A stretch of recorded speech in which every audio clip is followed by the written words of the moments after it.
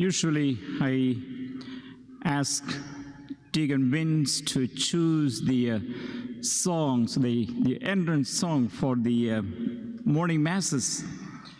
So this morning I said to him, Deacon Vince, what do we have for this morning?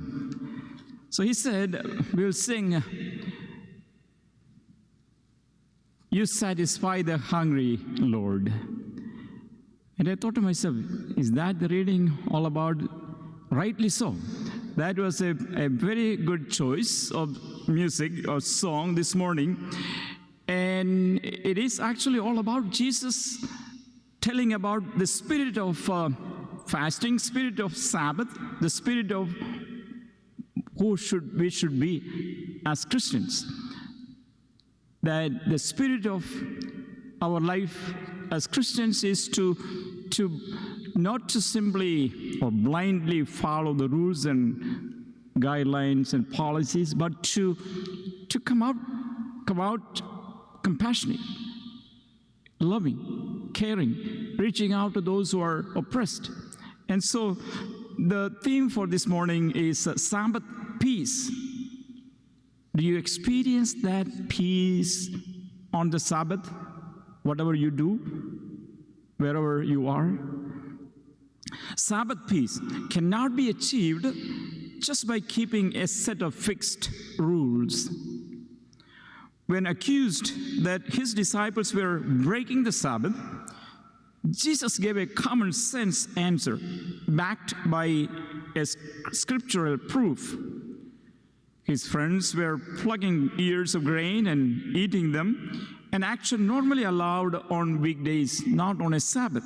But Jesus proves that it may also be done on the Sabbath by reminding them of when David and his men got special permission to eat the temple bread normally reserved only for the priests. Authentic keeping of the law allowed for doing whatever was necessary. For Jesus, it was perfectly right to satisfy one's hunger on the Sabbath, especially for people like his disciples who were never sure where they would find their next meal. After defending his friends, Jesus declares that he himself is Lord of the Sabbath. Sunday is our Christian Sabbath. And any work which serves the basic needs of others is allowed. When we see somebody along the way to the church, we see someone in need, do we stop? Take care of that person. The deeper meaning of Sabbath is as the day when we try to do God's work, and that means responding to the needs of others as Jesus did. So reflect today upon the humble truth that Jesus and Jesus alone is the Lord of the divine law. He is the Lord of the Sabbath. This means that we must perpetually remain open to changing our opinions when we hear our Lord speak to us. Ponder any way in which you have become overly attached to your own personal opinions.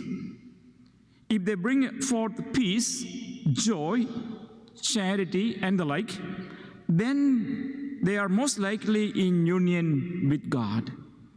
If they are burdensome, a cause for confusion, contention, or frustration, then you may need to step back and humbly examine the convictions you hold, so that he who is Lord of all will be able to speak his divine law to you more clearly, and that we be able to listen to God clearly.